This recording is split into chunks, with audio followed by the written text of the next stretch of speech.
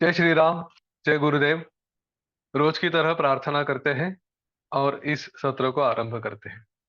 प्रार्थना के लिए हाथ जोड़े, आंखें बंद कर ले, एक लंबी गहरी श्वास ले। गुरुर्ब्रह्मा गुरुर्विष्णु गुरुर्देवो महेश्वरः, गुरु साक्षात् परम ब्रह्म, तस्मै श्री गुरवे नमः। तस्मै श्री श्री गुरवे नमः।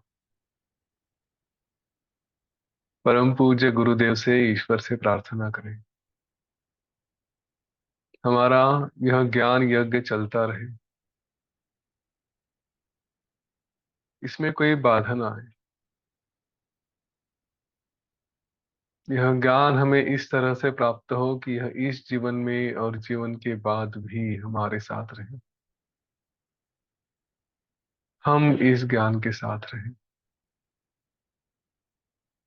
ज्ञानदाता ऋषि वशिष्ठ, ज्ञानदाता गुरुदेव और ईश्वर, ये सदा हमारे साथ रहे, हमारे जीवन में इनका अस्तित्व रहे, अनुभव रहे। हम जो भी बर्ताव करेंगे, जो भी अपने आप को व्यक्त करेंगे, वह भी इन्हीं का रूप हो, जैसे गुरु ही हमारे द्वारा व्यक्त हो रहे हैं। ऐसा हमारा शुद्ध पवित्र आचरण हो।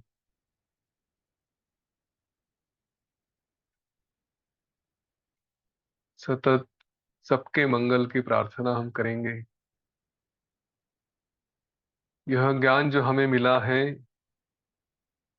वह केवल हमारे लिए नहीं, बल्कि इसको हम औरों को बांटे, इसलिए मिला है। मिलता उसी को है जो बांटता है। सारे देवताओं ने, सारे ऋषियों ने, सारे ज्ञानियों ने हम पर यह श्रद्धा व्यक्त की है, ये ज्ञान देकर हम पर ये विश्वास रखा है कि हम इसे प्राप्त करेंगे, और प्राप्त करते करते ही दूसरों को भी देना शुरू करेंगे। जितना हो सके हम इस ज्ञान का प्रचार करने में लगे रहे, तभी हम इन सारे सिद्धों के, देवताओं के, ऋषियों के विश्वास को पात्र होंगे।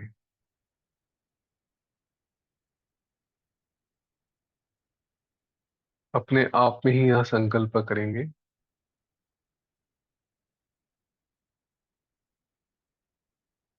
और धीरे धीरे अपनी आंखें खोल देंगे।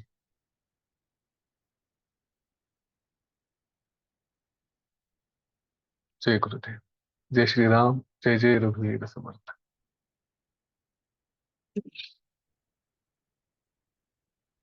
हम अविद्या आख्यान देख रहे हैं, और इस अविद्या आख्यान में हमने अभी तक क्या क्या देखा। बड़ी ही पेचीदा कहानी है, कॉम्प्लिकेटेड कहानी है। वशिष्ठ ऋषि ने जब ये कहानी बतानी शुरू की, उन्होंने चार विपश्चित, जो एक से ही चार हुए थे, उनकी कहानी बतानी आरंभ की थी। उसमें एक विपश्चित राजा, जिसके राज्य पर आक्रमण हुआ, आक्रमण होने के बाद उसने अग्निदेव से प्रार्थना करके अपने आप के चार रूप बना दिए, अपना स्वयं का रूप नष्ट कर डाला। और इन चार विपश्चितों ने, जो नारायण स्वरूप थे, शत्रुओं को भगाते भगाते चार दिशा में समुद्र के किनारे तक पहुंच गए। और जब वो समुद्र तक पहुंच गए, तब उनके मंत्रियों ने इस सृष्टि का जो वर्णन किया, वो सुनकर उनके मन में इच्छा निर्माण हुई कि हम भी जाकर ये सारा निर्माण देखें। यह जगत कहाँ है, सारी दिशाओं के अंत में जाकर देखें कि उस दिशा तक क्या क्या है। और इसलिए उस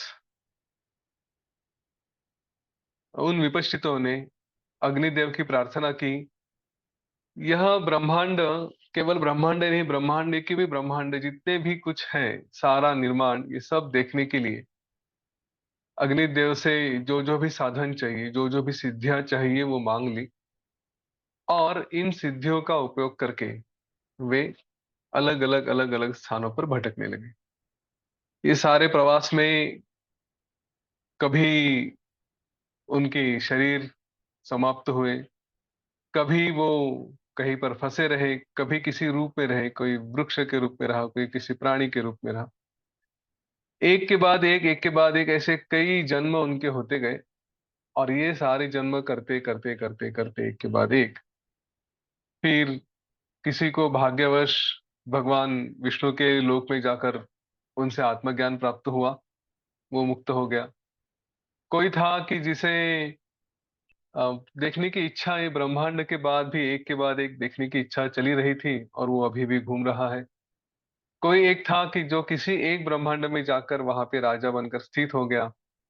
और कोई एक विपश्चित था जिसे, जो कभी चंद्रलोक में था, उसे वहां पे एक चंद्रमा का जो हिरण है, उसको देखकर उसके प्रति आकर्षण रहा, तो इसका भी बाद में हिरण का रूप हो गया। वही हिरण जो पृथ्वी पर जन्मा था, जिसे त्रिगर्त नाम के जो देश है उसके राजा ने भगवान श्री राम जी को उनके बचपन में भेंट दिया था। और उसी हिरण को, उसी मृग को उस राजसभा में, महाराज दशरथ की सभा में लेकर लाया गया। और फिर वशिष्ठ ऋषि ने कहा कि इसे अभी हम फिर से विपश्चित के रूप में आने के लिए प्रार्थना करेंगे। क्योंकि उस मृग ने कई जन्मों तक, विपश्चित ने कई जन्मों तक अग्नि की आराधना की थी।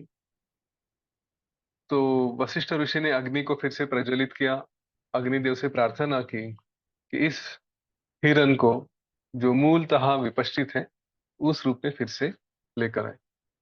तो इस तरह से वो हिरण उस अग्नि में प्रवेश कर गया, और वहां से अत्यंत सुंदर, जिसकी आभा एकदम सुंदर थी और इसीलिए इसको भास कहा गया, तो भास जो मूलतः विपश्चित था, सभा में प्रकट हुआ। जब उससे पूछा गया कि हे भास, आपने क्या क्या देखा इतने जन्म में, आपके अनुभव क्या क्या रहे, आपको क्या क्या, किस किस बातों का स्मरण है, कौन सी बातें याद है। तब उस भास ने, उस विपश्चित ने अपना सारा वृत्तांत बताया। उसका सारांश यही रहा कि यह अविद्या, यह विद्या जितनी ही बड़ी है, जितना ये ब्रह्म है, उतना ही ये अविद्या भी है, क्योंकि ब्रह्म का ही भाग है। उसने कहा कि ऐसा कोई स्थान नहीं, ऐसा कोई देश नहीं, ऐसा कोई समय नहीं कि जिसका मैंने अनुभव नहीं किया। मैंने अनेक अनेक शरीर लिए, अनेक अनेक शरीरों द्वारा जो जो भी भोग लिए जा सकते हैं, वो सारे भोगों का आनंद मैंने लिया। साथ साथ सारे दुखों का भी अनुभव मैंने किया। अब उसमें उसने एक छोटी सी बात यह भी बताई कि उसने किसी स्त्री को एक विशिष्ट ब्रह्मांड में देखा, और उस स्त्री के अंग में उसने देखा कि वहां पे सारे जगत दिखाई दे रहे थे। उसने जब पूछा कि तुम कौन हो, तो उसने कहा कि मैं वही चेतना संवित हूँ, जो तुम्हारे अंदर भी है, सबके में ही। सभी वस्तु में यही है। जो अज्ञानी है उसको वस्तु दिखाई देती है, जो ज्ञानी है उसको उसी में वही चेतना, वही परब्रह्म दिखाई देता है। इस तरह से उस स्त्री ने चेतना का वर्णन किया, हमारे लिए संदेश दिया कि हम केवल वस्तु या वस्तु करके नहीं देखें। विशेष करके जो भी भोग में, जिसमें हमारी वृत्ति होती है, किसी बात का भोग लेने की इच्छा होती है, उस भोग की वस्तु को एक बार फिर से हम चेतना के रूप में देखें। चेतना का ही आविष्कार है, सब जगह वही है। और साथ साथ जो जो दुख आते हैं, उन दुखों को भी हम उसी रूप से देखें, कि जो आ, केवल चेतना का ही रूप है। तो ये दुख कुछ भी हो सकते हैं, मानसिक हो सकते हैं, शारीरिक हो सकते हैं, संबंधों के कारण हो सकते हैं, सब कुछ हो सकता है। तो दुख का जो कारण हमें लगता है, चाहे वो व्यक्ति है, चाहे परिस्थिति है, जो भी है, उसको बस ईश्वर का ही आविष्कार समझे, उसी का रूप समझे, और फिर उसको भी आनंद से सहन करे। फिर विपश्चित ने बताया कि उसने एक विशेष घटना देखी। उस विशेष घटना के अनुसार जब वो कहीं पर था, तो उसने आकाश से एक बड़ा सा शव गिरते हुए देखा। और वो इतना बड़ा था कि जिसने सारी पृथ्वी को व्याप्त कर लिया था, पृथ्वी को ढांप लिया था। और उसके कारण पृथ्वी में जैसे प्रलय आ गया। इसने भगवान अग्नि के मदद से उस अ, शव को, शरीर को, जो छेद गिरा के ऊपर चले गए, और फिर जाकर देखने लगे, तो शव के कारण पृथ्वी पर सब उत्पात मच गया था। फिर सारे देवता इकट्ठा आए, उन्होंने काल रात्रि की प्रार्थना की। काल रात्रि अपने अ, गणों के साथ, भूत पिशाच कुष्मांड सबके साथ आई, और फिर उन्होंने उस शव को खा डाला। उसका जो भी मेद बचा था, वसा बचा था, वो सारी पृथ्वी को ऐसे लिपा पोती करके वो सब चले गए। इसलिए पृथ्वी का नाम भी मेदिनी पड़ा। साथ साथ वो सब जो उसका रक्त कहीं बहा था, उसको सब इकट्ठा करके एक समुद्र में डाल दिया, और उसको मदिरा का सागर इस तरह से बना दिया, जिससे ये सारे पिशाच वगैरह वहां पे आते हैं, वो पीते हैं और आकाश में नाच करते हैं। आजकल के भी शराबी ऐसे ही उस मदिरा को पीते हैं, और मदिरा को पीकर अपने अपने धुन में, मस्ती में रहते हैं। उस विपश्चित ने अग्निदेव से पूछा कि ये शव है, ये क्या है। अग्निदेव ने जो उसकी कहानी बताई, वो अभी हम सुनेंगे। तो वशिष्ठ ऋषि श्री राम जी को कहानी बता रहे थे। श्री राम जी के कहानी में विपश्चित की कहानी थी। वो विपश्चितों में से चार में से एक वहां पे आया। अब विपश्चित कहानी बता रहा है कि उसने क्या देखा। विपश्चित ने शव को देखा, बड़ी डेड बॉडी को देखा। वो शव किसका है, इसकी कहानी अभी अग्निदेव विपश्चित को बता रहे हैं। अगर कहाँ कहाँ क्या क्या हो रहा है ये समझ में नहीं आ रहा है, तो कोई चिंता की बात नहीं, क्योंकि अभी और एक के अंदर एक कहानियां होती जाएगी। तो केवल कहानी का आनंद लीजिए, पात्र कहाँ से शुरू हुए, कहाँ तक जा रहे हैं, इसको ध्यान में रखने का प्रयत्न ना करें। ठीक है। तो अग्निदेव ने बताना आरंभ किया। उन्होंने कहा कि एक असुर नाम का कोई प्राणी था। वो स्वभाव से ही बड़ा अभिमानी था, और उसमें इतना घमंड था कि सब जगह वो इधर उधर उत्पात मचाता था। और उस घमंड के कारण उसने एक किसी महामुनि का एक आश्रम था जो सुख शांति से भरा था, उस आश्रम को उसने मटिया मेट कर डाला, मतलब पूरा तोड़फोड़ डाल के उद्ध्वस्त कर डाला। स्वाभाविक है, उस महामुनि को क्रोध आया। उन्होंने उसे शाप दिया। क्या शाप दिया? उस महामुनि ने कहा, अरे अधम, तुम अपना शरीर इतना बड़े होने के कारण और इतनी शक्ति होने के कारण जो गर्व से फूले हो, और तुमने मेरे इस आश्रम को तहस नहस कर डाला है। मैं तुम्हें श्राप देता हूं कि तुम अभी मरोगे, और मर के अति क्षुद्र ऐसे मच्छर हो जाओगे। छोटा सा मच्छर का भी छोटा जो होता है, चिलिट जिसको कहा जाता है, ऐसे हो जाओगे। अब उस छिलुट के जैसे वो हो गया, क्योंकि मुनि का शाप था। तो बस उसी में वो अग्नि अपने स्थान पर, ये असुर अपने स्थान पर भस्म हो गया। और फिर उसका जो अगला रूप हुआ, वो कैसे हुआ, और सृष्टि में शरीर कैसे बदलते हैं, कैसे रूप धारण करते हैं, इसका छोटा सा वर्णन यहाँ पे आया है, हम वो भी देखेंगे। कभी हमने सुना होगा, लेकिन फिर से ये जो अगला जन्म कैसे होता है, ये जन्मों में क्या क्या होता है, इसका वर्णन है। योग वशिष्ठ में अभी ये कहानी के शुरू में ही, ये कहानी को स्पष्ट करते करते कुछ कुछ बातें आई हैं। एक आई है कि ये स्वप्न क्या होता है, स्वप्न की अवस्था कैसे हो रही है, स्वप्न का स्वरूप क्या होता है। हाँ, जन्म कैसे, एक दूसरे से जन्म में कैसे हम जाते हैं। फिर ये जो अवस्थाएं होती है, स्वप्न, जागृत, सुषुप्त, तुरिया, ये अवस्थाएं क्या होती है। इसका भी वर्णन यहाँ पे किया गया है। तो ये चारों अवस्थाएं, स्वप्न, ये सब वर्णन, उसके बाद फिर स्वप्न का स्वरूप उसको और विस्तार से बताया गया है कि एग्जैक्टली स्वप्न कैसे होता है, कैसे हम अनुभव लेते हैं। हाँ, ये सारी बातें यहाँ पे स्पष्ट की गई है। जैसा समय मिलेगा वैसे हम एक एक करके देखेंगे। तो ये आसुर चेतन और समानता होने के कारण भूताकाश के साथ, मतलब कि जो ये सारा आकाश है जिसको हम देखते हैं उसके जैसे उस आकाश के साथ एक हो गया।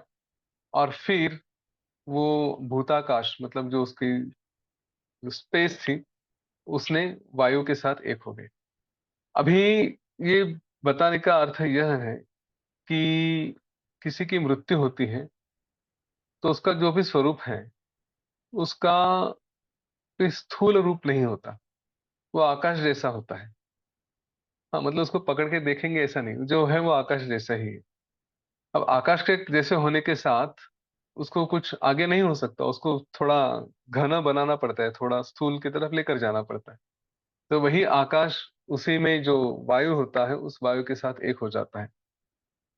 फिर उसी वायु का अगला रूप जो प्राण रूप में था, वो बाद में जिसको कोई नाम मिलेगा, जो मच्छर बनने वाला है, चिलट बनने वाला है, तो उसके जैसा धीरे धीरे धीरे धीरे जल रूप होकर, तेज रूप होकर और फिर अणु रूप होकर उस आकाश में बन गया।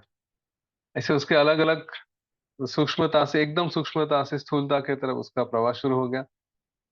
और फिर क्योंकि ये शुरू में वायु रूप बना था, तो इसीलिए अभी उसमें एक्शन, क्रिया शक्ति भी आ गई कि कुछ करेगा करके। और इसके बाद यह चेतना में आ गया कि अभी मैं कुछ करूं, इसका स्वरूप बन गया। अनुरूप था, लेकिन अनुरूप होने के बाद भी स्वरूप बन गया कि अभी मैं कुछ करूं, अभी मुझे कुछ रूप धारण करना है। अब जो रूप धारण करना है वो कौन सा रूप धारण करना है? तो उसके संस्कारों में, चित्त में, वो महामुनि का शाप था कि तुम अभी मच्छर की योनि को प्राप्त होंगे। इसलिए उसने मच्छर के जैसे उसका शरीर, जो सूक्ष्म शरीर था, वही बनने लगा। धीरे धीरे धीरे धीरे हाथ पैर ये सब उसके अंग पंख वगैरह सब बनकर उसकी जो चित थी वो मच्छर बन गई। शरीर अभी तक धारण नहीं किया, चित का ही उसने, चित ने ही अपने आप को मच्छर के रूप में समझ लिया। जो चेतना है उसकी, उसने अपने आप को मच्छर करके पाया। और फिर इसने, हमने कभी जो सुना था कि किस तरह से जन्म होता है, तो वैसे ये धीरे धीरे किसी एक मच्छर के अंडे में इसने प्रवेश किया। और उस अंडे में प्रवेश करके फिर वो एक उसका जन्म हुआ। ये अलग अलग जो स्वरूप होते हैं उसमें ये स्वेदज मतलब अंडे में से जन्म लेने वाला मच्छर हो गया। मच्छर की आयु केवल 2 दिन की होती है ऐसा कहा जाता है। तो इतना शरीर हल्का था कि कोई फूंक भी मारेगा तो उड़ जाएगा। इसकी केवल 2 दिन की ही आयु बन गई थी। अभी वशिष्ठ ऋषि को श्री राम जी ने एक प्रश्न पूछा कि आपने स्वप्न संसार के समान ही ये सब जागृत संसार है, ऐसा एक दो बार नहीं सैकड़ों बार कहा है। वशिष्ठ ऋषि ने बताया है ना कि ये जो संसार है, यह सो जैसे स्वप्न है वैसे ये भी है। तो जो स्वप्न में होता है उसका तो योनि से जन्म नहीं होता। स्वप्न देह जो होता है, हम स्वप्न में कुछ देखते हैं तो उसका कहाँ ऐसे जन्म होता है, ऐसा अनुभव किया है, नहीं होता। लेकिन जो जागृत शरीर है, जागृत देह है, जो हम अभी देखते हैं, तो हम जानते हैं कि ये तो योनि से जन्म दिखाई देता है। फिर उसका अगर विचार किया जाए तो जैसे जागृत देह है वैसे ही स्वप्न देह का भी, स्वप्न के शरीर का भी सर्वत्र जन्म जो है वो योनि से ही है या किसी और प्रकार से भी हो सकता है। इसीलिए श्री राम जी पूछते कि सभी प्राणियों का योनि से जन्म होता है या अन्य प्रकार से भी होता है। अभी इसमें दो तरह के उत्तर हैं। हाँ, एक है कि केवल अगर योनि का विचार कर रहे हैं तो मतलब एक प्राणी से दूसरा प्राणी इस तरह का, और जिसमें शरीर से, एक शरीर से दूसरे शरीर का, ऐसे उसकी वृत्ति या उसका प्रकार। फिर हम चार तरह के जन्म जानते हैं। तो जो एक है स्वेदज, जो पसीने में बारीक कीट वगैरह होते हैं वैसे। दूसरा अंडज, जो जैसे मुर्गी वगैरह है या मच्छर है। फिर तीसरा है जारज, कि जो योनि से, शरीर से ही एक शरीर से दूसरा शरीर बाहर आता है। और चौथा है उद्भिद, जो अपने आप से उग जाते हैं, जिसको कुछ लगाने की जरूरत नहीं। हम इधर उधर कुछ ना कुछ ऐसे ही जन्म होते हैं देख लेते हैं। टिपिकली वायरस का ये होता है, जो म्यूटेशन कहते हैं ना, तो ऐसे अपने आप से कहीं ना कहीं हो जाते हैं। तो ऐसे चार तरह के जन्म होते हैं। ये एक प्रकार हो गया। दूसरा प्रकार जो वशिष्ठ ऋषि ने कहा, उन्होंने कहा कि ब्रह्मा जी से लेकर तिनके तक, मतलब घास की पत्ती तक, सब भूतों की दो प्रकार की उत्पत्ति होती है। एक है ब्रह्ममय और दूसरी है भ्रांति से, भ्रम के कारण। अब ये दोनों को आप सुनिए। तो इसमें उन्होंने ये जो चार प्रकार है उनको बाजू में रख दिया, क्योंकि ये भी भ्रांति में ही आ जाएंगे।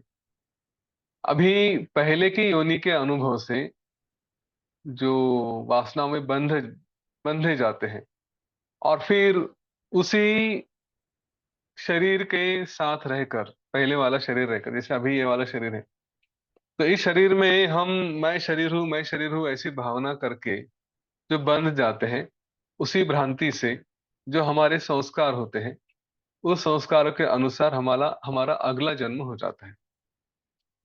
तो उसको भ्रांति जो ऐसा कहा गया है, जो भ्रांति से जन्मा है वो भ्रांतिज कहा जाए। क्योंकि उसका ये जन्म किसके कारण होता है? दृश्य के संग से। हम ये सब जो देखते हैं, उस दृश्य में हमारी वासना होती है। किसी ने कहा है यहाँ पे भी, और गुरुदेव भी कहते हैं कि अगर बहुत चिकन चिकन करते रहे तो चिकन बन के जन्म ले सकते हैं, क्योंकि दृश्य में फंस जाते हैं।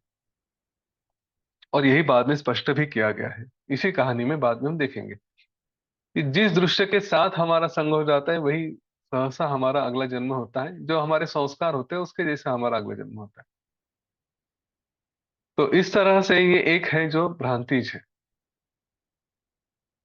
अभी दूसरा जो है ब्रह्ममय जन्म, वह ब्रह्मा के बारे में कहा जाता है कि जो हमेशा मुक्त रहते हैं। उन्होंने कभी पहले कोई ध्यान में न आई हुई जगत भ्रांति, मतलब कि उन्हें कोई जग का भान ही नहीं था, ऐसे ब्रह्मा का जन्म होने पर उन्होंने सृष्टि के आरंभ में जो ये सब कुछ निर्माण किया, तो उस रूप ब्रह्मा का जो जन्म है वो ब्रह्ममय जन्म कहा गया है। वह योनिज जन्म नहीं है। ब्रह्ममय जन्म का अनुभव जन्मतः जो सिद्ध है वो कपिल, सनक आदि महामुनियों को ही होता है। कि अज्ञानी मच्छर या मनुष्य वगैरह, इनका ब्रह्ममय जन्म नहीं हो सकता। तो इसीलिए जो मच्छर था वो भ्रांति से ही जन्मा था, ऐसा उन्होंने कहा। अब उसका आगे क्या हुआ? तो यह मच्छर, यह छिलुट, पृथ्वी पर इधर उधर घास के तिनकों में, हाँ, अनेक अनेक जगह पे गूंजने वाले बाकी जो मच्छर थे, उनमें भी ये स्वयं भी एक गूंज कर रहा और कीड़ा कर रहा मच्छर ने 2 दिन की अपनी आयु में से आधा दिन, आधा हिस्सा एक दिन का भोग लिया, उसका अनुभव कर लिया, उसका आनंद लिया। फिर जो बाकी आधी आयु बीतनी थी, तो दूसरे दिन उसने अपने कहीं पे घूमते घूमते, किसी हरी हरी घास थी उसके कहीं झूले में, ऐसे ही उसके ऊपर बैठकर, जो घास ऐसे ऐसे घूमती है तो उसके ऊपर भी बैठकर ये ऐसे मस्त मजे ले रहा था। अपनी पत्नी मच्छरी के साथ वो वहां पे घूम रहा था। और फिर ऐसे थक झूलने के बाद वो थक गया और फिर कहीं विश्राम करने लगा। तो उसी समय ऊपर से एक हरिन का खूर, मतलब पैर, उसके ऊपर आकर गिरा, और उसके कारण ये एकदम चूर चूर हो गया। अब उसने हरिण के आकृति को अपने दर्शन किए थे, मरते समय उसने देखे, तो उसके दर्शन करते करते प्राण त्यागे थे। तो जिस तरह से उसका पहले एक असुर था, वहां से जिस तरह से मच्छर बना, उसी प्रकार से, उसी क्रम से ये अंदर और बाहर हरिण के इंद्रियों को ग्रहण करके धीरे धीरे वो भी हरिण बन गया। अब ये हरिण भी जंगल में इधर उधर भटक रहा था। भटकता भटकता उसको एक किसी व्याध ने, यानी शिकारी ने, धनुष से मार डाला। मरते समय उसकी दृष्टि उस व्याध के, उस शिकारी के मुख पर पड़ी, इसलिए अगले जन्म में वह व्याध बन गया। कहानी अग्निदेव विपश्चित को बता रहे हैं एक असुर की, कि उस असुर का क्या क्या हुआ। थोड़ा थोड़ा बाद में अलर्ट करना पड़ेगा, वरना बहुत गहराई में खो जाएंगे। तो असुर से मच्छर, मच्छर से हिरण, हिरण से आ, व्याध या शिकारी। तो शिकारी बनकर वो इधर उधर वनों में भटकता रहा, भटकता भटकता वो किसी मुनि के वन में अचानक जा पहुंचा। और वहां पर उस वन में जाकर उसने विश्राम किया। तो मुनि के साथ सत्संग लाभ हुआ, तो सौभाग्य से मुनि ने उसे थोड़ा ज्ञान भी दिया। मुनि ने कहा, अरे शिकारी, अरे व्याध, तुम तो भ्रमों में पड़े हो। इस क्षणभंगुर जगत में जो छोटा सा जीवन है, इसके लिए तुम इतने दीर्घ लंबे समय के दुख के लिए इन पशुओं को धनुष बाण से क्यों मारते हो? ये तो हिंसा है। तो जो सबसे बड़ा फल देती है, महाफल देने वाली अहिंसा है, अभयदान है, ये सारी शास्त्र के मर्यादाएं हैं, उनका पालन क्यों नहीं करते? ये क्या है? शिकार करना, किसी की हिंसा करना, हत्या करना अच्छी बात नहीं है। देखो ना, इस संसार की असारता क्या है। ये संसार है, इसको बड़ा आश्चर्यकारक नाम है संसार। हाँ, और वास्तव में तो ये असार है। सारा सार जिसमें भरा है उसको संसार करते हैं, और जिसमें एक्चुअली कुछ नहीं है, ये बस असार ही है। तो इस संसार में असारता देखो, कि ये आयु हमारी कुछ ही क्षणों में नष्ट होने वाली है। सारे भोग भी एकदम चंचल है, कभी आएंगे कभी चले जाएंगे, पता भी नहीं चलेगा। हम जो यौवन के विलास करते हैं, अलग अलग भोगों में फंसे रहते हैं, वो भी पानी के जैसे निकल जाते, बह जाते हैं। ये शरीर भी एकदम क्षणभंगुर है। अगर लंबे समय का अगर विचार किया जाए तो शरीर का अस्तित्व ही क्या है। इसलिए है पुत्र, ये सब अनार्थ रूप जो संसार है, इसको प्राप्त होकर, हाँ, इसको इसको दूर करो, और अभयदान, अहिंसा इत्यादि अ, उपाय का अभ्यास करो, और उससे फिर आनंद रूप ब्रह्म की गुरु तथा शास्त्र रूप के द्वारा खोज करो। देखिए, ये इस बात को ध्यान में रखें कि एक मुनि उस शिकारी को कहानी बता रहे, क्योंकि ये बहुत इंपॉर्टेंट पार्ट है। बाकी असुर, मच्छर, हिरण को भूल जाइए। हाँ, अग्निदेव और विपश्चित को भी भूल जाइए। कौन किसको बता रहे नहीं, ये कहानी में ये बड़ा इंपॉर्टेंट विषय है। कि अभी ये जो कहानी है, ये एक मुनि एक व्याध को, एक शिकारी को बता रहे हैं। तो इसका भी बड़ा सिग्निफिकेंस है, वो बाद में हम देखेंगे क्या है ये कहानी, ऐसी क्यों हुई। तो मुनि ने कहा कि गुरु और शास्त्र रूप उपाय करके ये अपने आनंद का खोज करो। तो उस शिकारी ने कहा, है मुनि जी महाराज, यदि हिंसा वगैरह इससे दुख होता है, तो फिर दुख का विनाश करने में ऐसा कौन सा व्यवहार है कि जो न कठोर है और न कोमल है? कौन सा व्यवहार मैं करूँ कि जिससे मेरा काम चल सके? तब उस मुनि ने कहा कि इसी समय ये बाण और धनुष तुम सर्वदा के लिए त्याग दो, और जो सारे मुनिजन हैं, यहाँ पे भी बाकी मुनि हैं, उनके यम नियम विचार इस तरह का आचरण से दीक्षा लेकर फिर यहीं पे निवास करो। उस मुनि के ये उपदेश देने पर धनुष और बाणों का परित्याग करके वह व्याध, वो शिकारी, उसने जैसे मुनि लोग रहते हैं वैसे ही आचरण किया, वैसे ही रहा। और फिर जो कुछ भी उसको आसानी से मिल जाता था, उसी पे अपना गुजर करने लगा। मुनि के साथ रहते रहते उसके हृदय में थोड़े ही दिनों में विवेक जागृत होने लगा। और फिर उस विवेक के साथ उसने एक दिन महाराज उसने एक दिन उस मुनि से पूछा। अब शिकारी ने उस मुनि से प्रश्न पूछा, भगवान, प्राणियों के अंदर स्थित स्वप्न जागृत की तरह बाहर कैसे दिखाई देता है? कुल 5 प्रश्न उसने पूछे। हम आंखें बंद करते हैं और स्वप्न देखते हैं। अभी ये है स्वप्न अंदर, लेकिन हम बाहर दिखाई देते हैं। हम आंखें बंद करते हैं, है तो अंदर ही कुछ, लेकिन देखते समय ऐसा लगता है कि जैसे बाहर देख रहे हैं। अच्छा, दूसरा, ज्ञान मिल रहा है। तो उसने ये भी देखा कि ये सारा जगत का जो प्रपंच है, ये स्वप्न बनकर प्राणियों के अंदर कैसे दिखाई देता है। जो अंदर है वो बाहर कैसे देखते हैं, जो बाहर है वो अंदर कैसे दिखाई देता है। 2 प्रश्न हो गए। प्राणियों के अंदर स्थित स्वप्न किस साधन से दिखाई देता है, कि किसी के अंदर जो स्वप्न है वो क्यों है, कैसे है, कैसे वो स्वप्न दिखाई पड़ता है। इस तरह बाहर और भीतर स्वप्न रूप प्रपंच कैसे दिखाई देता है।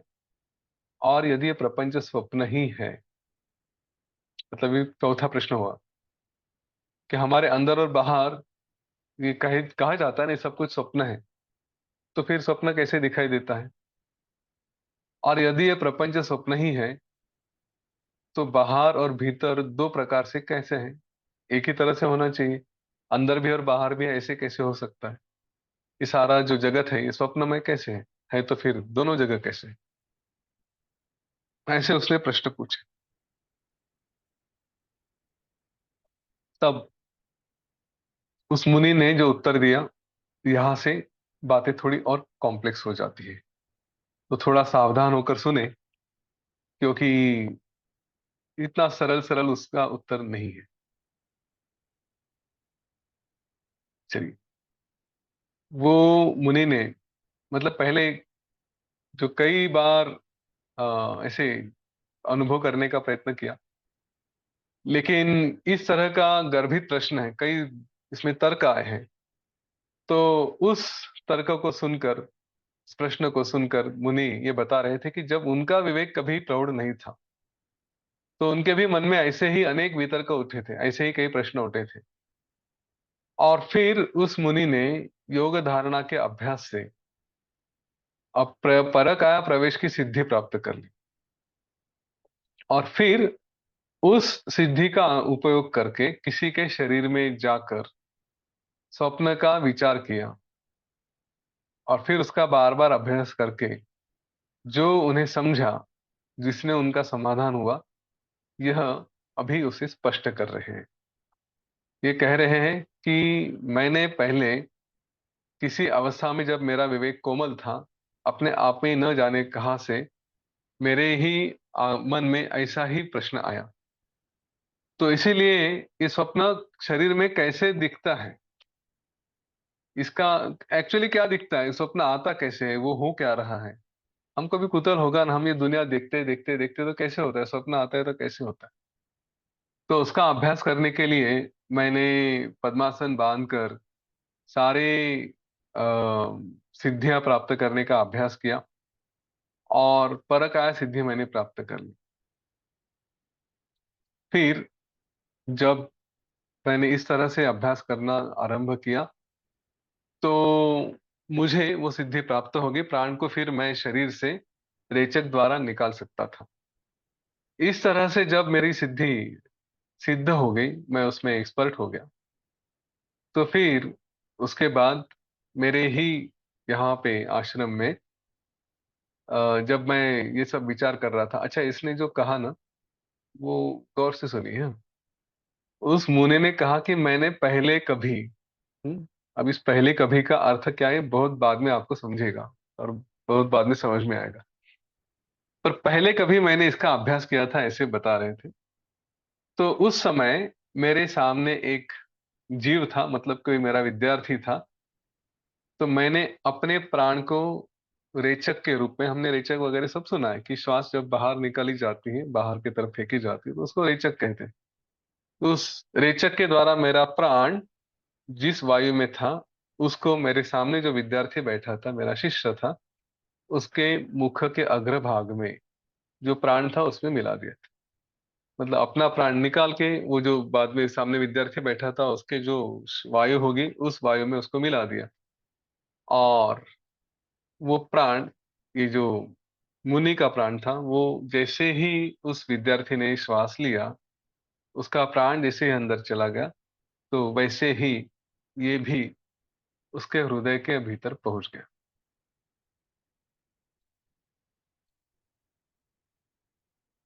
अभी मुनि का शरीर स्थिर है और उसने अपने विद्यार्थी के अंदर, शिष्य के अंदर अपने प्राण को पहुंचा दिया था। अब उसके हृदय में ये पहुंच गया प्राण, मतलब जो श्वास है वो हम देखते हैं कि मार्ग से होते होते हृदय तक पहुंच जाते हैं।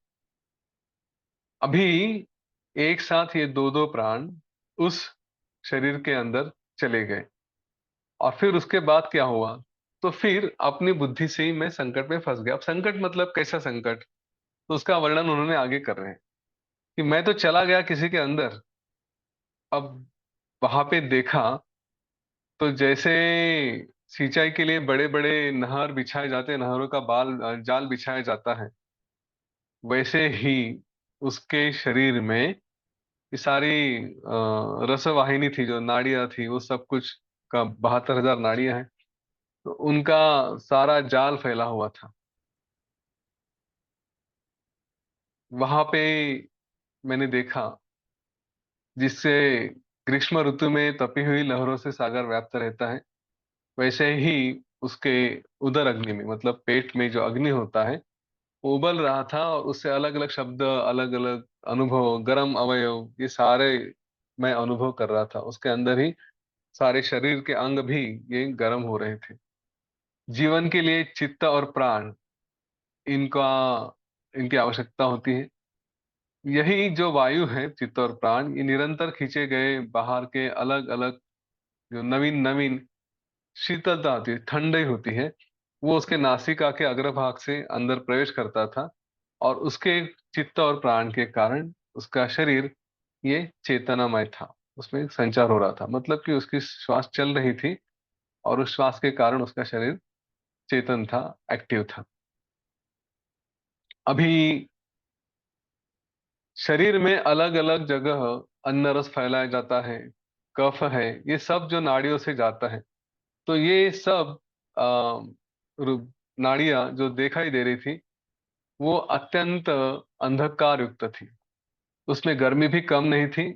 इसलिए मुझे ऐसा लगा कि जैसे कोई नरक में हो, क्योंकि आजू बाजू में सब ये नाड़ियां फैली हुई है, उसमें से कुछ रस जा रहा है, पित्त जा रहा है, कफ जा रहा है, जो भी है। और चारों तरफ अंधकार ही अंधकार था, गर्म भी था।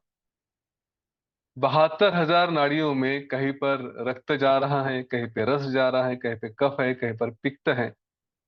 तो कहीं पर ये विभिन्न अंगों में चिपक जाती है ये नाड़ियां, कहीं पर संचार के सौकर्य से व्यक्त, और कहीं पर मार्ग में रुकावट होने से व्यक्त न हुआ प्राण। मतलब कि प्राण जा रहा है नाड़ियों में, उसको कोई रुकावट नहीं है तो बह रहा है, कहीं पे रुकावट होती है तो फिर वो ठीक से वहां पे अपना अस्तित्व नहीं दिखाई सकता। तो ऐसे अलग अलग वायु, ये सारा हमने शरीर विज्ञान पहले अभ्यास किया है, इसके बारे में चर्चा की है। जैसे अलग अलग वायु थे, इनका सब अपना अपना काम कर रहे थे। 7 धातु है, 7 धातु का अस्तित्व भी अनुभव किया गया, और उनका विनाश या उनका कम होना भी, उसका भी अनुभव किया गया। तो इसके कारण उस शरीर में जो भी आने वाले रोग थे, उसके भी सूचना मिल रही थी कि कहीं पे, जिस तरह से प्राण, हमने ये पहले अभ्यास किया था, जिस तरह से प्राण अपना संचार करता है, उसी तरह से वो सारा जो अम, सारी शक्ति, सारी चेतना अलग अलग अवयवों को, शरीर के भागों को पहुंचाता है। अब उसमें अगर कहीं बाधा हो जाती है तो कहीं पे रुक जाता है, कहीं पे बड़ा फैल जाता है। और इसके कारण धातु भी ठीक से बन सकते या नहीं बन सकते। अगर नहीं बन रहे धातु ठीक से तो रोग हो जाते हैं। तो यही सब शरीर में चल रहा था। वहां पे अपान वायु से जो शब्द होता था, जो अनुभव होता था, और वहां पर ये भी जठराग्नि थी, वो भी निरंतर जल रही थी। तो हृदय का मुंह, उसने कहा कि जो कमल के कोश है, हमने हृदय का चक्र, उसका अनुभव किया था कि 6 क्या कहते हैं उसको, लेयर्स बताए गए थे, दो दो की जोड़ी जोड़ी में से तीन एक के ऊपर एक, जैसे कमल के पत्ते होते हैं उस तरह का वो हृदय का आकार बताया गया था। लेकिन उसका मुंह नीचे की तरफ खुला था। वो एक जैसे बीच में कमल का डंडा होता है वैसे ही था, उसका मुंह नीचे की तरफ था। और उसके शुरू में एक छोटा सा छेद होता है, तो उसके बीच में सब कुछ है, वही है कि जहाँ पे ये सारी चेतना सारी शक्ति रहती है। उसमें कहते हैं कि अग्नि की एक छोटी सी लूर, मतलब एक चिंगारी जैसे है, वो वहां पे स्थित होती है। हृदय के ये नीचे की तरफ जो मुंह करके रखता है उसके अंदर एक छोटे से अग्नि की चिंगारी जैसे था। और ये सारा हृदय प्रदेश, ये सारी वासनाओं से, हाँ, सब तरफ से जो कुछ इकट्ठा हो रही है ये सारी वासना में पदार्थ, उससे वह पूरा ठसाठस भरा था कि वहां पे अगर तिल भी रखना चाहे तो उसके लिए जगह नहीं थी।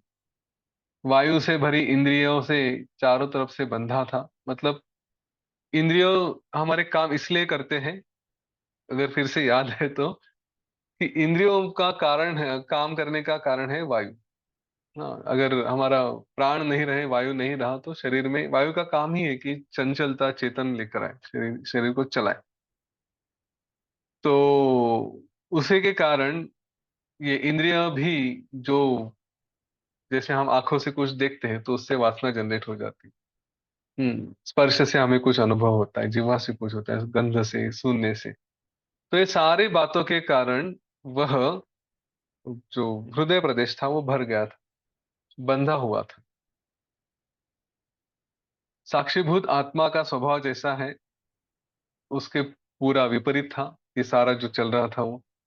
चित्त वृत्ति में अनेक भेद थे, वो भेद भी उस प्रदेश में उसका अनुभव हो रहा था। और इसलिए वो, जैसे रात में चोरों के द्वारा नगर क्षुब्ध होता है, वही से ही ये अत्यंत क्षुब्ध था।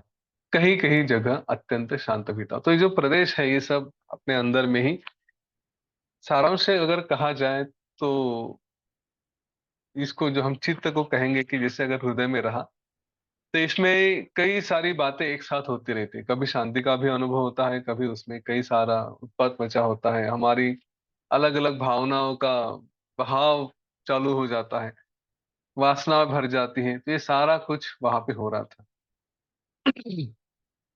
अब उस मुनि ने कहा उस व्याध से कि मेरे सामने जो शिष्य था, अभी उसको प्राणी कहते हैं, उस प्राणी के या उस शिष्य के अत्यंत उबड़ खाबड़ और भीड़ भाड़ वाले उस हृदय में धीरे धीरे धीरे धीरे प्रवेश कर गया।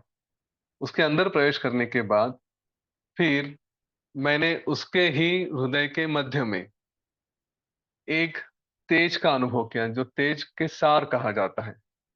हाँ, वो उसको यो ऐसा कहते हैं कि वो वही सब कुछ है, वही चेतना होती है, उसी का अनुभव होते हैं।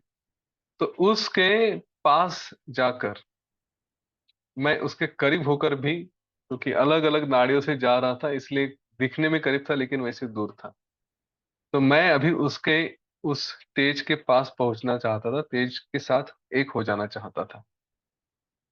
हृदय के मध्य में उदर अग्नि ऐसा भी कहा है। उदर अग्नि के रूप जो तेज है, उदर मतलब हम कहेंगे पेट, पेट का अग्नि। वास्तव में हम जो पेट का अग्नि है उसका जो ओरिजिन है वो हृदय के वहां पे इस तेज के कारण होता है। शरीर में हम जिस तेज का वर्णन किया जाता है वो मूल तेज ये है। उसी तेज में त्रैलोक्य का भान होता है। वह त्रैलोक्य का आदर्श भूत है। त्रैलोक्य में जो भी पदार्थ है वो सब दीपक के समान उनका सबका यह प्रकाशक है। मतलब कि उस स्थान पर, उसी चेतना में सारा वर्णन, सारा जगत दिखाई देता है। हम जो कुछ भी देखते हैं उसका प्रकाश अगर कुछ है तो वो है, वो सारे पदार्थों का अस्तित्व का कारण है। और जो हमारा जीव है, जो हमारा जीव वेशधारी परमात्मा है। देखिए, जीव और परमात्मा में अंतर है, अभी तक ये हम समझ चुके होंगे। ये जीव है वो उसी तेज में रहता है,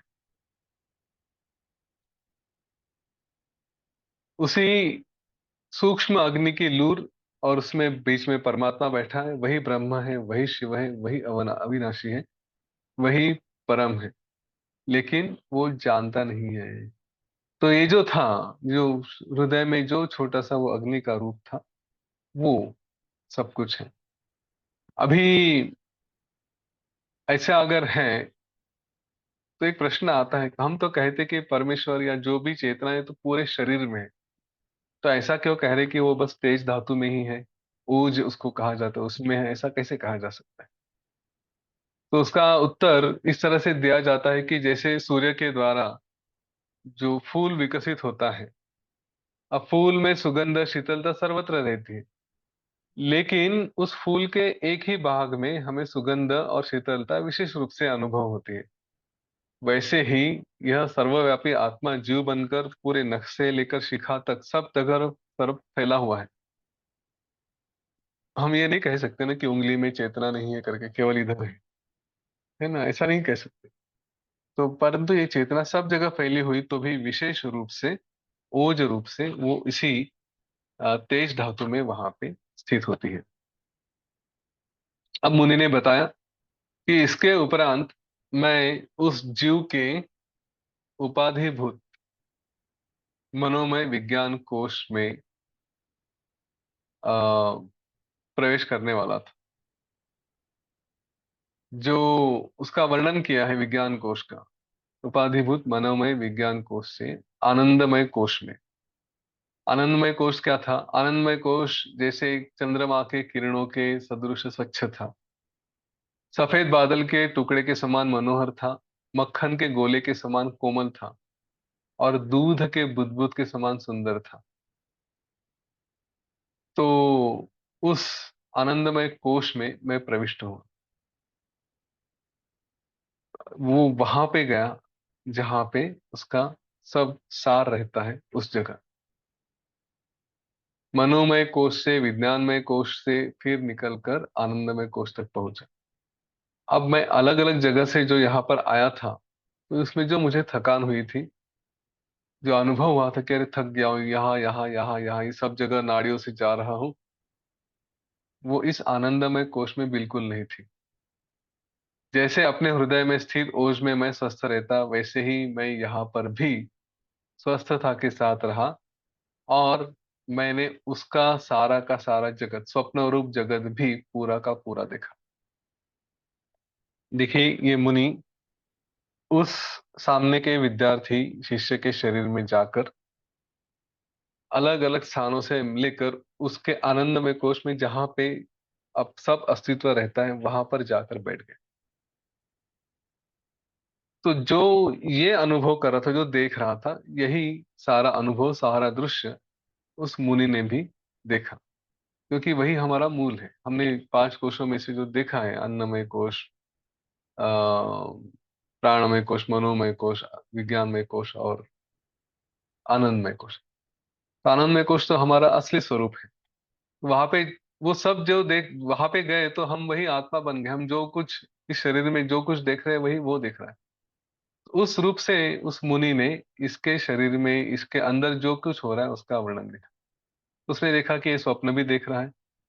तो स्वप्न में स्वप्न जगत में भी सूर्य थे, पर्वत थे, सागर थे, देवता, राक्षस, मनुष्य, नगर, बड़े बड़े जंगल, अन्य अन्य लोक, दिशाएं, सातों द्वीप, सातों सागर, भूत भविष्य वर्तमान काल, ये सब कुछ था। प्रलय था, ऋतुएं थी, सब कुछ उसमें देखा। आनंद में कुछ है क्या? वही चितघन है, परमात्मा है, सब कुछ है। वहां पर मैं जो कुछ देख रहा था वो सब कुछ प्रसिद्ध जगत के जैसे ही था। जो हम जिस जगत को देखते वैसे के वैसे ही था। फिर मैं, मेरी निद्रा होने के बाद जागृत अवस्था में मैं वैसे स्थित रहा, क्योंकि जागृत के अंत में फिर से मुझे कोई निद्रा नहीं आई, मुझे कोई नींद नहीं आई, मैं ऐसे ही वहां पे बना रहा। अभी नींद नहीं आई, लेकिन फिर भी मैं क्या स्वप्न देखता हूँ जो विचार कर रहे। फिर मैंने यह जाना कि यह उस प्रत्येक आत्मा का यही ईश्वर रूप है। मतलब क्या? कि जो स्वप्न देख रहा है वो अपने आप को ही प्रकट कर रहा है। ये ईश्वर ही अपने अपने रूप अलग अलग रखता है, और वैसे वैसे रूप वो धारण कर लेता है, और उसी को नाम देता है जगत।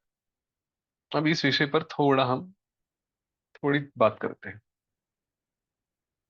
देखिए, हमने अभी तक के अभ्यास से ये समझा है कि ये सब जो कुछ हम देख रहे हैं वो बस हमारे मन का ही कार्य है, और उसी ईश्वर का अपने आप को हमारे द्वारा अपने आप को रिफ्लेक्शन करके प्रतिबिंबित कराते हैं। वास्तव में जगत तो कुछ है नहीं। जो भी देखते हैं वो बस हमारा ही स्वप्न है, हम ही देखते हैं उसको। हमारी जो वासना होती है, जो इच्छा होती है, वही हमारे सामने हम आज देख रहे हैं।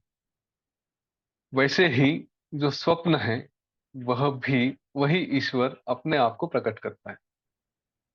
अब आगे जाके स्वप्न जागृत कैसे सेम है, कि जो स्वप्न के अंदर जब रहते हैं, जैसे अगर मैं आंखें बंद करके सो रहा हूं और मैंने स्वप्न देखा कि मैं किसी शेर के साथ लड़ रहा हूं, तो वो जो लड़ाई चल रही है ना, उस समय के लिए वो जागृत है, क्योंकि एकदम वास्तव में लग रही है, रियल है करके। जब वहां से जाग जाता हूं, तब मुझे लगता है कि अरे वो तो स्वप्न था। वैसे आज ये जो कुछ हमारा निरूपण वगैरह चल रहा है, सब चर्चा चल रही है, ये मुझे लग रही है कि सब सत्य है। लेकिन अगर कोई किसी का ये स्वप्न होगा, तो उस जब जाग जाएगा तब पता चलेगा कि अरे ये स्वप्न देख रहा था करके, या मैं स्वप्न देख रहा था करके। तो इसीलिए जो स्वप्न में रहते हैं उस समय वो सब जागृत है, और जो जागृत है अभी, वो भी कोई स्वप्न हो सकता है। तो ये सब जो स्वप्न हो रहा है, जो देख रहे हैं, वो बस उसी ईश्वर ने अपने आप को हमारे संस्कारों के द्वारा, हमारी इच्छा के द्वारा व्यक्त किया है। आज हम इसको कहते कि ये मैं सब बाहर में देख रहा हूं, और जब आंखें बंद कर लेता हूं तो मैं उसको कहता हूं कि मैं अंदर देख रहा हूं। वास्तव में ये सब का सब किसी के अंदर ही हो रहा है। अभी मैं अपने इस अवस्था में, जिसको मैं जागृत समझता हूँ, मैं समझता हूँ कि अलर्ट हूँ, जागा हूँ, इस जागे हुए अवस्था में अगर मैं आंखें बंद करके कुछ देखता हूँ तो मैं समझता हूँ कि वो मेरे अंदर है।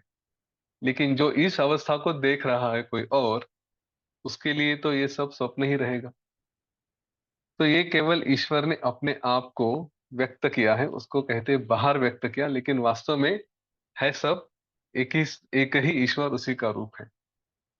यह ईश्वर जहां जहां है, वहां वहां सब तरफ अपने मूल रूप का, जो उसका ओरिजिनल रूप है, जो शांत है, अनादि अनंत है, उसका त्याग किए बिना वो अपने शरीर को ही देखता है। ये शरीर किसका है, या ये शरीर जो सामने बैठे वो किसके हैं? वो शरीर तो उसी के है ना, वही देखता है। तो उसने क्या किया है? देखने वाला भी कौन है, दृष्टा कौन है? देखने वाला वही है।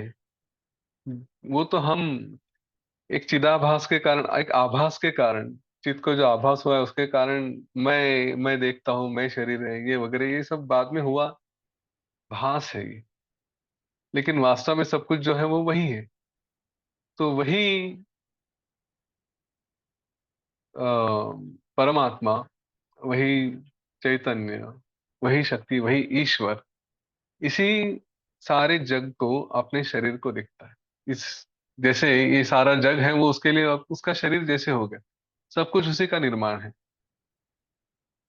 तो इसी प्रकार जो हमने अपने ही आप में ये सारा विकास किया है, अपने ही आप में मतलब उसी परमात्मा ने, उसको जो जगत दिखाई देता है, इसी को स्वप्न कहते हैं। स्वप्न क्या है? कि जो हमारे ही द्वारा, अगर हम उस ईश्वर के रूप से अगर दूसरे एंगल से देखें, हमारे ही द्वारा हम जो भावनाएं विकास होती हैं हमारी, जो हम देखते हैं, वही स्वप्न हो गया। और वास्तव में ये बस केवल ईश्वर का ही निर्माण है, और कुछ नहीं। तो यदि वास्तविक विचार किया जाए, तो ये जागृत, जिसको हम जागते हैं कहते हैं, वह भी केवल अपने ही चित्त का विकास है। उसी से हमने अनुभव किया कि मैं हूँ, मैं हूँ, और ये मेरा स्वप्न है, ये मेरा जीवन है। तो कहीं ये स्वप्न कहता है, कुछ जागृत कहता है। वास्तव में देखा जाए तो स्वप्न और जागृत कुछ अलग है ही नहीं। परस्पर दृष्टि से दोनों भी स्वप्न ही है, और अपने अपनी दृष्टि से दोनों जागृत है। जो अभी मैंने कहा, स्वप्न में जब हम कुछ देख रहे हैं तो वो जागरण है, और अगर स्वप्न में भी स्वप्न देखते हैं हम लोग, और इस अवस्था में स्वप्न तो स्वप्न लगता है हमें। कोई सो रहा है और स्वप्न देखा ऐसे बता रहे, तो उसके लिए, हमारे लिए वो स्वप्न हो गया, उसके लिए स्वप्न हो गया, लेकिन अंदर था तब वो जाग रहा था। तो स्वप्न अपनी दृष्टि से, मतलब जो स्वप्न देख देख जो प्रोसेस हो रही है देखने की, वो अपनी दृष्टि से तो जागरण ही है। इसीलिए ये दोनों एक ही तरह से है। अब मृत्यु, स्वप्न, जागरण, इससे अतिरिक्त क्या है? तो इस पर कहते हैं कि जो भी है वो चेतन है। मृत्यु नाम की कोई वस्तु नहीं है। वास्तव में देखा जाए तो न शरीर है न उसका मरण है, बस चिन्मात्र आकाश ही है। इसके जो श्लोक कहे गए हैं कि स्वप्न मृत्यु, मृत्यु स्वप्न और जागरण से अतिरिक्त कैसे है, तो कहते हैं स्वप्न स्वप्नो हो जागरा मेष स्वप्ने तु जागरा, स्वप्नस्तु जागरे वैति जागरे एव स्थिता द्विधा। बस ये जो अभी मैंने बताया था, स्वप्न स्वप्नो जागरा मेष, वही एक जो बात कही थी, स्वप्न और जागरण एक ही है। मृत्यु स्वप्न जागरण से अतिरिक्त क्या है? तो चेतनम नाम पुरुषः स मृतेषु शतेष्वपि शरीरेषु महाबुद्धे कथम कस्य कदा मृता। कौन मरता है, कौन सा शरीर है? हे महामते, मृत्यु नाम की कोई वस्तु ही नहीं, क्योंकि पुरुष या जो भी है शरीर है, ये तो केवल चेतन है। तो हजारों शरीरों के मरने पर भी कौन मरा, कब मरा, किसका मरा, तीनों प्रकार से वो नहीं है। कल्पना भी करेंगे तो भी शरीर और उसके मरने की बात कही ना वास्तव में शरीर है और न ही उसका मरण है। तच्चेतनम खमेव अस्ति स्थितम तद इव, तद इव इव कचत अनंतम अविभागात्म प्रतिघात प्रतिघा प्रतिघात्मकम। वह चिन्मात्र आकाश ही है, असीम अखंड व भ्रांतिवश। मतलब असीम है, अखंड है, केवल भ्रांति के कारण उसने अपने को शरीर समझा, और फिर इस शरीर का ही विचार करते करते जो भी है वो सब देखने लगा। जो जागृत का भोग करता है, मतलब जागता है, जागता है, जागता है, आनंद लेता है, अनुभव लेता है, सब करता है, लेकिन उसके जो कर्म है वो जब थक जाते हैं, क्षीण हो जाते हैं, तो फिर वह अपने आप में ही शांत हो जाता है। तो जो बाहर के संस्कार है उसको अंदर में जब देखता है, अपने स्वरूप को देखता है, तब वो स्वप्न सृष्टि है ऐसा समझता है। जिस समय हमारा चित्त बाहर की तरफ देखने लगता है, तब यह जीव अपने आप को जागृत समझता है, और जब वह चित्त अंदर आ जाता है, तब उसको स्वप्न रूप से कहा जाता है। अभी इसके बाद जाकर कुछ ये अलग अलग अवस्थाएं हैं उसके बारे में जो बताया गया है कि सुषुप्ति है, स्वप्न, जागृत, तुर्य अवस्था वगैरह, ये सब कुछ, तो उसके बारे में हम कल देखेंगे। आज ज्यादा ओवरडोज नहीं होना चाहिए, लेकिन स्वप्न के बारे में बहुत ज्यादा विचार ना करें। फिर से ये जानकर क्या करने वाले हैं, कितना भी इसका समझने का प्रयत्न किया जाए, 2 दिन में, 4 दिन में भूल जाएंगे। एक ही बात याद रखें, हम जो कुछ भी है, जो भी अनुभव होता है, बस वही परमात्मा अपने आप को व्यक्त करता है। ये हमारा भी व्यक्त होना उसी का है। खाली इतना ही है कि उसके ऊपर हम अपने अपने लेप लगा देते हैं, आवरण बना देते हैं।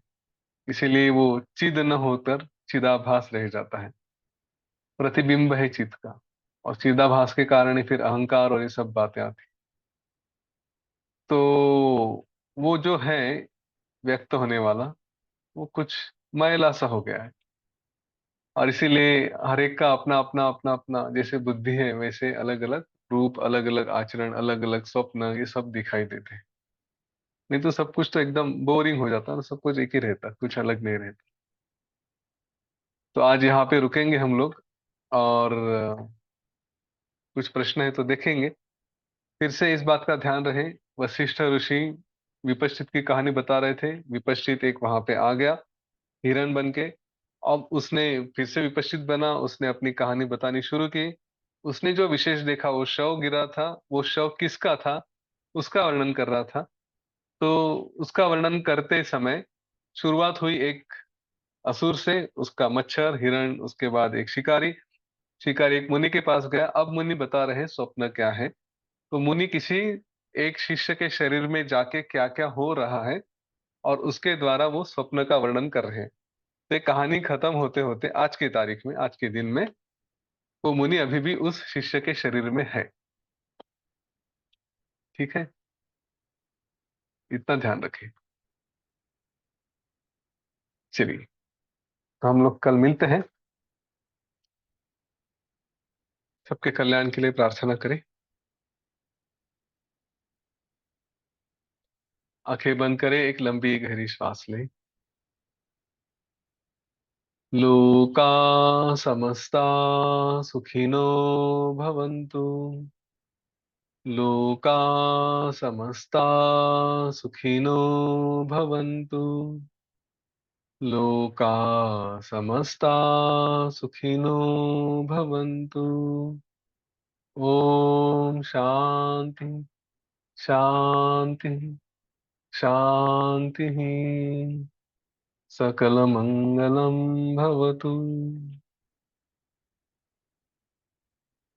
जय गुरुदेव।